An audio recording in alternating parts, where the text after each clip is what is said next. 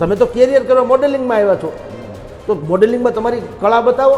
આ બધી મેનકા ઋષિમુનિના તપ ભંગ કરી દેતો. તો આ તો તમે તો આપણે તો આજકાલના માણસો છીએ, આ તો ટાંપીને જ બેઠા હોય એમ કે તો હાલે. અઠવાડિયામાં શેના પ્રેમ ને શેની વાતો ને આવું બધું હોય. તમે બેડ શેર કરો ત્યાં સુધીનું અઠવાડિયામાં શેનું થઈ જાય? એ તો પછી બાજારું જેવી વાતો થઈ, એવું તો હોય નહીં. હની ટ્રેપમાં જે યુવતી, આમ તો એ ફરિયાદી પણ છે ને હવે એ આરોપી પણ છે. પેલા એણે ફરિયાદ કરી કે અમિત ખૂંટ નામના યુવકે મારી સાથે મૈત્રી, અઠવાડિયામાં મૈત્રી હો તમે જુઓ.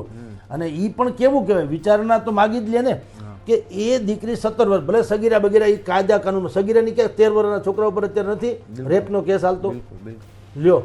અત્યારે ઉંમર નાની થઈ ગઈ, માણસ પરિપક્વ મોબાઈલને કારણે પણ થઈ ગયા ને બધા આપણા જીનેટિક સાયન્સ એ બદલી ગયું છે ને ફાસ્ટ ફૂડનો યુગ છે. અત્યારે 10 વર્ષથી મોટો છોકરો હોય કે છોકરી હોય એને તમે જુદો, તમે ખાલી આંખ મીચ કરો તો ખબર પડે કે આ ખોટું કરે છે. પેલા જમાનામાં કઈ ટપો પડતો નહીં. એટલે હવે એ બધી દુનિયા પલટી ગઈ છે, જે આપણે માનતા નથી જુદી વાત છે, પણ હકીકત તો છે. સુરતમાં ટીચરને ગર્ભ રહી ગયો ને કહેવાય છે કે 13 વર્ષના છોકરાથી રહી ગયો, બોલો.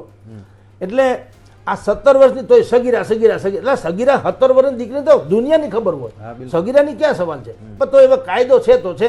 હવે સગીરા છે ભાઈ, તમે વિચાર કરો, એક તો તમે મૂળ સાવરકુંડલા પંથકના છો, તમારો પરિવાર સુરત રહે, તમે અહીંયા હોસ્ટેલમાં નહીં હોટલમાં રહ્યો છો, તમારું કામ મોડેલિંગ એટલે હું આપણે જાણીએ છીએ. એ તો ભાગ્યે જ તમારી જાણ ખાતર ક્યાંક જ સારું હોય, બાકી લપસણું તંત્ર છે. બિલકુલ. તમે એના માવતરે ગજબ કહો છો કે મેં એવું સાંભળ્યું છે કે માવતરે કીધું કે અમારે કઈ સાંભળવું નથી, એટલે ટૂંકમાં એને ઘર આરે લગભગ બોલો ફરિયાદી પણ એની એટલે ફ્રેન્ડ ફરિયાદી બની, માવતર ન બન્યા. તો તમે સમજો કે લોકોએ વિચારવું તો પડે ને યાર. તમે કોકની ઉપર ચડી બેહો કે કોકને એમ કહો કે આ ભાઈ અમિત ખૂંટે જ બળાત્કાર કર્યો કે યૌનાચાર કર્યો, તમારું પોતાનું શીલ ચારિત્ર જુઓ તો ખરા કે આ ડખો છે કે નહીં. નતર એને માવતર ન કરે ફરિયાદ, એને ના પડે અમારે કઈ તમે જાણો તમારું કામ જાણે, એટલે ઘરેથી આ રીતે નીકળી ગયા હોય તો તમારા ધંધા થોડાક વાંકા ચૂકા તો છે ને, નતર શું કામ આવું થાય? આ તમે જુઓ રાજકોટમાં જેટલી પણ આ સાઇટ બાંધકામની સાઇટ હાલે, હજારોની સંખ્યામાં બેનું દીકરીઓ રેતીના સબલા ઉપાડીને મૂકે છે. કરો તો ખરા મસ્કરી, હું ખાલી આમ આડાવળી નજર તો કરો. ઝાપડ મારી દે 5. હું કામ કામીને ખાવું છે, બિલકુલ કામાતુર થઈને નહીં, કામીને ખાવું, મહેનતનું ખાવું છે. હવે આવા બધા લટક ચટક કરતા હોય, તમારા જે કાંઈ ધંધા ધાપા હોય તે અઠવાડિયામાં તમે રીબડાના અનેક લોકોને ફ્રેન્ડ્સ રિક્વેસ્ટ મોકલી હોવાનું કહેવાય છે. એ પાછા આના જે અમિત ખૂંટના મિત્રો એનું ગ્રુપ, એમાં બધાને તમે મોકલે ફ્રેન્ડ્સ રિક્વેસ્ટ. ભલા માણસ, તમે મોડેલિંગનો ધંધો કે વ્યવસાય કે કેરિયર બનાવવા આવ્યા હો, એમાં આ ફ્રેન્ડ્સ રિક્વેસ્ટ એ પાછો હુવાળો શબ્દ, છોકરી સામેથી મોકલે એ પાછો એ ગજબ છે, બિલકુલ છે સાહેબ. અને પછી લોકો શું કે શું અમારે મૈત્રી એને તમે ખરાબ દ્રષ્ટિએ જુઓ તો ઘણા એમ કે તમારી માનસિકતા ખરાબ. એટલે ભાઈ તમે સમજો, બેનું દીકરીઓ જેટલું મર્યાદામાં શોભે. જુઓ, નજાકત પશ્ચિમી અદા હૈ ઓર શર્મ હિન્દુસ્તાન કા ગહેના. તો બેનું આપણે ગામમાં બેનું દીકરીઓ બહારગામ જતી તો લોકો એના વડવાઓ કે ઘરના મોભી હું કે બેટા દર દાગીના સંભાળીને જાજો, એ સમજીને કહેતા. તો કેટલીક વસ્તુ જે છે એ એની ઓરિજિનલ સ્વરૂપમાં જ સારી લાગે. તમે વિશ્લેષણ કરો, ભલે સાચું હોય તો ખોટું લાગે.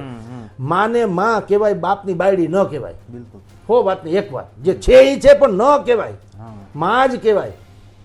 એવી રીતે ફ્રેન્ડ્સ રિક્વેસ્ટ ને આ બધા ચાળા કહેવાય. એ ભલે ઇંગ્લિશ શબ્દ ગમે એ હોય, તમારે કોકને, એટલે તમે ભાઈ છો, છોકરી છો, દીકરી છો કોકની, તો તમારે કોકને આવા ઉઘરાણી કરવાની શું જરૂર? ફ્રેન્ડ, તમારો ફ્રેન્ડ નવો શું ફાટી પડે? તમે તો કેરિયર કરવા મોડેલિંગમાં આવ્યા છો. પણ જે નાલેસી થઈ હની ટ્રેપમાં સંડોવાવાની, એ જે નાલેસી થઈ સાહેબ, હવે થઈ તો થઈ. તો આપણે ત્યાં શું હોય છે, વટ વચનવાળી દુનિયામાં આબરૂ જે જાય કે ભાઈ તમે કોઈક દીકરીની અરે યૌનાચાર કરો. હવે આ ભાઈ જે અમિત ખૂંટ પરણેલા છે, એને સંતાન છે, 8-10 વર્ષનો દીકરો હોવાનું મેં જાણ્યું છે કદાચ. હવે એના છે, એનો પરિવાર છે, પટેલ પરિવાર છે. ભૂતકાળમાં આવા બધા કેસમાં લગભગ તોફાન મસ્તીમાં આવ્યા હોય, માથાકૂટમાં આવ્યા હોય, પણ આ જે તમે હું અત્યારે જેની ચર્ચા કરીએ છીએ એવા કેસમાં એ નથી આવ્યા હોતા, નહીં હોય. એટલે હવે મોઢું શું બતાવવું? ભલે હની ટ્રેપ તો હની ટ્રેપ, પણ તમે ફસાણા તો ખરા ને. એણે જે ચાળા કરાવી, તમને ક્યાં મનાઈ હતી કે તમારે રિક્વેસ્ટ નથી મોકલવી? બિલકુલ. તમારે પણ ઇગ્નોર કરવાની જરૂર હતી ને, સંયમ તમે જાળવી ન શક્યા, એ પણ એક હકીકત છે ને, જો આ બન્યું હોય તો. એટલે હું તમને કહું છું કે એમાં એવું બન્યું હોય કે પોતે હની ટ્રેપમાં ફસાઈ ગયા હોય, પછી જે કંઈ ચેટિંગ ખેટિંગ થતું રાજા રામ જાણે, આપણો બહુ લાંબો વિષય નથી, પણ હો વાતની એક વાત, એ ફસાણા પછીથી સામાજિક રીતે પણ એને બહુ સહન કરવું પડ્યું હોય ને. આપણે તો ખાલી ચર્ચા કરવી છે, કોક દી ફસાવ ત્યારે ખબર પડે, દુનિયા ચૂથી નાખે છે. એમાં કદાચ આમ એ જેમ કે છે એમાં એનો વાક ન હોય ને ખોટી રીતે ફસાય. બિલકુલ વાત, હા ઓબ્વિયસલી. અઠવાડિયામાં શેના પ્રેમ ને શેની વાતો ને આવું બધું હોય. તમે બેડ શેર કરો ત્યાં સુધીનો અઠવાડિયામાં શેનો થઈ જાય, એ તો પછી બાજારો જેવી વાતો થઈ, એવું તો હોય નહીં. પણ બે ઘડી થઈ ગયું, જે બન્યું હોય તે આપણે તો જાણતા તો છીએ નહીં, પણ થઈ ગયું હોય પછી એના આ તમે હની ટ્રેપમાં ફસાવે, એ કાંઈ એને કાંઈ શારીરિક સુખની જ મતલબ નથી હોતો. પછી તમને અનેક રીતે ફસાવે ને, બ્લેકમેલ વ્હાઇટમેલ જેમ આપણે કહીએ એમ, પછી એને તમે ઇમોશનલી બ્લેક કરવામાં આવે, ઇમોશનલી એની ઉપર શોષણ થાય એટલે એથી સહન ન થાય અને અંતે એને ટીંગાઈ જવું પડ્યું. આવું અત્યારે આપણને લાગે.